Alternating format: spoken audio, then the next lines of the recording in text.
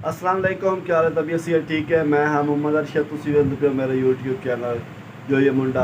जैसा कि तुहानू पता है कि आजकल सोशल मीडिया पे एक खबर चलती पई कि कल जेड़ा पिया PTI का अहम तरीन रहनुमा शहबाज गिल साहब की गाड़ी मोटरवे पर हादसा पेश आया।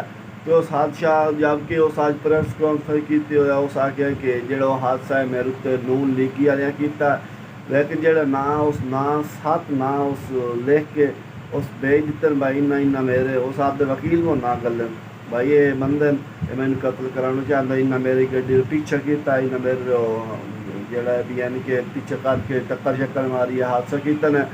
तो जबकि जी पुलिस इंक्वायरी की जो पुलिस वाले कड़े भाई पुलिस वाले आख्या कि एक गड्डी किसी होर बंदे दी है पई तो उस दी हुई रेंट पे।